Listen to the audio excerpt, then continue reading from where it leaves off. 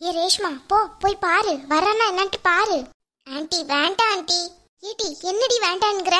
ராவ் ஃபுல்லா கதை கட்டுட்டு இப்போ வந்துட்டு இப்படி பேசிட்டு இருக்க. உனக்கு அவன் வேணுமா வேண்டாமா?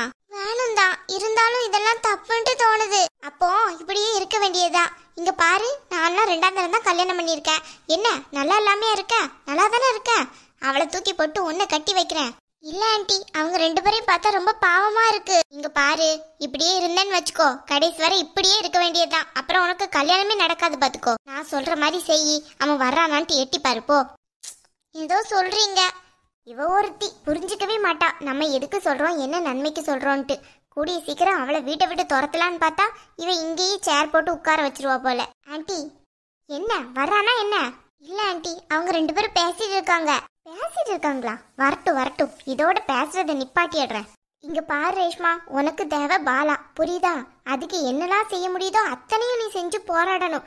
அப்பதான் பாலா உன் வழிக்கு வருவான். நீங்க சொல்றதெல்லாம் புரியதான் செய்யுது. இருந்தாலும் அந்த பொண்ணும் பாவம்ல. அந்த பொண்ணு ஏன் பாவம்? உன் வாழ்க்கையை அவதானே கெடுத்திருக்கா. பாலாக்கும் உனக்கும் தானே கல்யாணம் பண்ணலான்ட்டு இருந்துச்சு. இடையில வந்தது யாரு, நீயா அவளா? கரெக்டு தான், அவதான் இடையில வந்தா.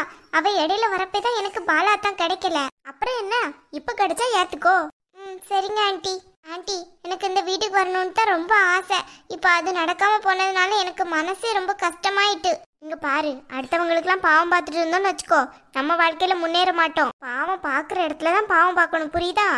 சரிங்க ஆண்டி, இனிமே நீங்க என்ன சொல்றீங்களோ அப்படியே நான் கேட்டு நடக்கிறேன். இதான் நல்ல பொண்ணுக்கு அழகு.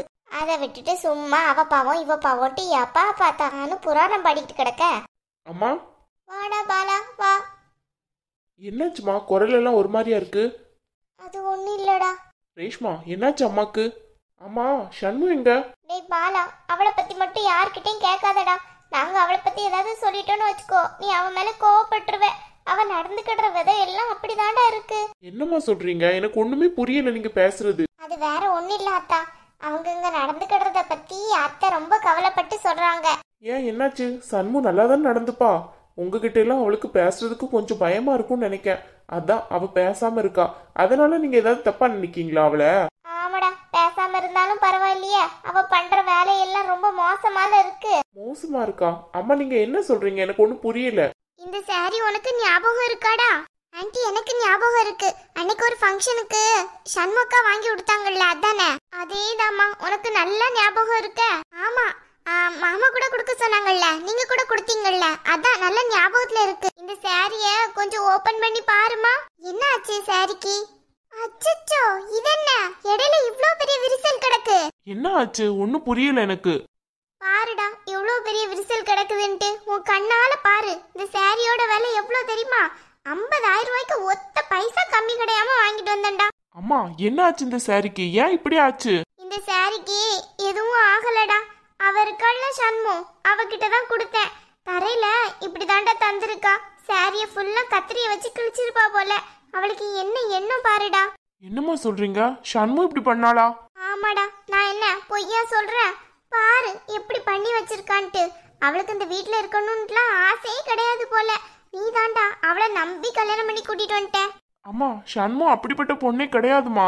ஆமாடா, சண்மு அப்படிப்பட்ட பொண்ணு கிடையாது, வேற எப்படிப்பட்ட பொண்ணும் கிடையாது. நாங்க தான் பொல்லாதவங்க உனக்கு. எதனால அவ இப்படி பண்ணிருப்பா? எனக்கு ஒண்ணுமே புரியல. சாரி கிளிக்கிற அளவுக்கு அவ என்ன அப்படியே மோசக்காரி? அந்த மாதிரிலாம் கிடையாது. ஷண்மு ரொம்ப நல்லவ. அவளுக்கு சின்ன சின்ன கோவம் வரதான் செய்யும். ஆனா இப்படியெல்லாம் யார் மேலே காட்டினதே கிடையாது. அத்தா, அன்னைக்கு ஃபங்க்ஷன்ல வச்சு அவங்க உங்ககிட்ட கண்டிப்பா சொல்லிருப்பாங்கன்னு நினைக்கிறேன். ஆன்ட்டி அவங்க கிட்ட நல்லா பேசலன்ட்டு. அதை சொன்னாங்களா இல்லையா? சொல்லுங்க பாப்போம். ஆமா சொன்னா. உனக்கு எப்படி தெரியும்? அதெல்லாம் சும்மா டிராமா. ஏன்னா ஆன்ட்டி மேல நீங்க வெறுப்ப காட்டணும்ட்டு. ஏன்னா உங்க அம்மா மேல நீங்க எவ்வளோ நல்ல எண்ணம் வச்சிருக்கீங்க. அவங்க கிட்ட எவ்வளோ நல்லா பேசுவீங்க. இப்ப பாத்தீங்கல்ல, எப்ப பார்த்தாலும் அவங்களுக்கு அவங்க வீட்டு ஞாபகமாவே இருக்கு. அதனால நீ என் கூட இருந்துட்டு உங்களை அவங்க கிட்டே வச்சுக்கிடுறாங்க. இதெல்லாம் எதுக்கு தெரியுமா? ஆமா அப்படிதான் சொல்றா. அவளுக்கு எப்பவுமே அவ வீட்டு ஞாபகமாவே இருக்கு. அதனால முக்காவாசி டைம் நான் அவ கூட தான் ஸ்பெண்ட் பண்ற மாதிரி இருக்கு. இதெல்லாம் அவ எதுக்கு பண்றா? ஏன்னா அவ உங்க கூட எல்லாம் நல்லா பேசல, அதனால தானே பண்றா. ஆஹா, அப்படியெல்லாம் கிடையாது. நான் அவங்க கிட்ட நல்லா தானே இந்த வீட்ல இருந்து பேசிட்டு இருக்கேன். ஆனா அவங்களுக்கு ஃபுல் எண்ணெய் ஃபுல்லா அவங்க 2 பேரையும் பிரிக்கணும். அதான். நேத்து என்ன நடந்துச்சு தெரியுமா? நேத்தா என்ன நடந்துச்சு? ஆன்ட்டி பால் வச்சுட்டு போனாங்க. அப்போ ஸ்டவ் ஆஃப் பண்ணிடுன்ட்டு சொல்லிட்டு தான் போனாங்க அவங்க கிட்ட. ஆனா ஆன்ட்டி வந்து பார்க்கல, ஸ்டவ் ஃபுல்லா பால்லாம் வடிஞ்சு அப்படி கிடந்துச்சு தெரியுமா? அதுக்கப்புறம் ஆன்ட்டி ரொம்ப வருத்தப்பட்டாங்க. ஏதாவது ஒரு வேலை சொன்னோம்னா அதை செய்ய மாட்டேங்கிறாங்க. ஏன்னா ஆன்ட்டி அவங்களுக்கு சுத்தமா பிடிக்கல. ஏன்னா அவங்க இந்த வீட்டுக்கு வரக்கூடாதுன்ட்டு ஆன்ட்டி சொன்னாங்கல்ல, அதனால அவங்களுக்கு கண்டிப்பா பிடிக்கலன்னு நினைக்கிறேன். அதனாலதான் அவங்க இப்படி எல்லாம் பண்றாங்க. என்கிட்ட கூட ஒரு கம்மல் வாங்கிட்டு போனாங்க, ஆனா அது தரையில உடஞ்சுதான் இருந்துச்சு. நான் நினைச்சேன் என் கையில வாங்கல தான் அது உடஞ்சிட்டுன்னு நினைச்சு. ஆனா ஆன்ட்டி இப்ப இந்த புடவை காட்டினதுக்கு அப்புறம் தான் தெரியுது அவங்க தான் இந்த வேலையும் பார்த்திருப்பாங்கன்ட்டு. அவங்க யாருக்குமே இந்த வீட்ல இருக்கவங்கள பிடிக்கவே இல்லைன்னு நினைக்கிறேன். ஏண்டா முதல்ல அவ மேல நான் கோவப்பட்டது எல்லாம் உண்மைதான். அதுக்கப்புறம் நானும் சரி நம்ம வீட்டுக்கு வந்துட்டாளன்ட்டு நல்லபடியா தானடா பேசிட்டு இருக்கேன். அவன் ஏன்டா இப்படி எல்லாம் நடந்துக்கறான்? என் புடவையை எப்படி கிழிச்சிருக்கான்ட்டு பாருடா. அம்மா அந்த புடவை கொஞ்சம் கொடுங்க, நான் அவகிட்ட போய் கேட்டுட்டு வர்றேன். ஏண்டா நாங்க சொல்றதுல உனக்கு நம்பிக்கை இல்லையா? அவகிட்ட போய் கேட்க போறேங்கிற? அதுக்கு இல்லம்மா, என்ன ஆச்சுன்னு தெரியணும்ல.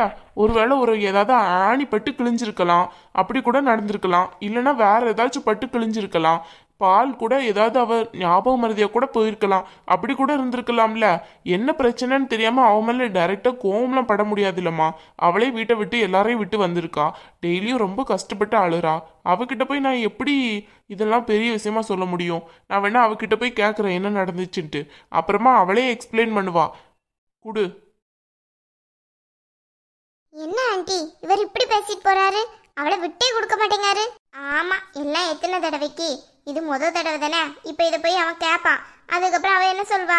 நான் அப்படியெல்லாம் பண்ணலையே, நான் கிழிக்கலையே அப்படின்பா. அவளுக்கு அது கிழிஞ்சது தெரிஞ்சிருந்தா தானே அங்க பட்டுச்சு இங்க பட்டுச்சு கிழிஞ்சிச்சுன்பா. இப்ப என்ன சொல்வா தெரியுமா? எனக்கு தெரியவே செய்யாதுன்பா. அப்பவே அவனுக்கு டவுட் ஸ்டார்ட் ஆயிடும். அதுக்கப்புறம் நம்ம சொல்றதான் நம்புவான். நீ ஏன் செல்லக்குட்டி கவலைப்பட்டு இருக்க? நீ தான் என் வீட்டு மருமக.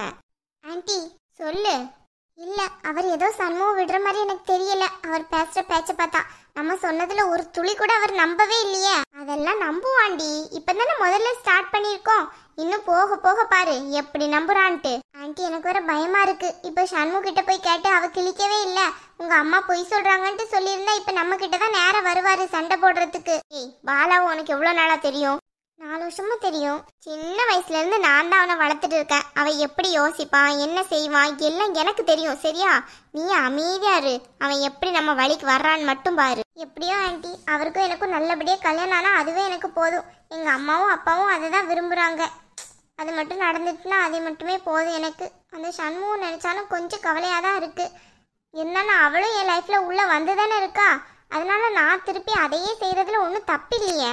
தப்பில்லன்னு தெரியுதுல. அப்போ அமைதியா இரு, என்ன நடக்குதுன்னு பாத்துக்கிட்டு. அதை விட்டுக்கிட்டு தேவையில்லாம அவன் நல்லா இருக்கட்டும் இவன் நல்லா இருக்கட்டும் 2 பேரும் நல்லா இருக்கட்டும்ட்டு ஒன்னு ஒன்னா சொல்லிக்கிட்டு இருக்காத. உன் வாழ்க்கை நல்லா இருக்கணும்னு நினை முதல்ல. இனிமே நான் கண்டிப்பா அப்படிதான் ஆண்டி நினைக்க போறேன். அவ கொஞ்சமாவது என்னை பத்தி நினைச்சு பார்த்திருந்தோம்னா பாலா தானே கல்யாணம் பண்ணிட்டு இந்த வீட்டுக்குள்ள வந்திருப்பாளா? புரியுதுல. இதுதான் வேணும். சரி சரி வா, என்ன நடக்குதுன்னு அங்க நின்று எட்டி பார்ப்போம். ஐயோ ஆண்டி நான்லாம் வரல. அடுத்தவங்க பர்சனல்குள்ளெல்லாம் அப்படியெல்லாம் பார்க்க கூடாது. அட நீ வேற வாடி. ரொம்ப நல்லவ மாதிரியே பேசுவா. அடுத்தவ பர்சனலை பார்க்க கூடாதா? அடுத்தவ மாப்பிள்ள மட்டும் வேணுமா?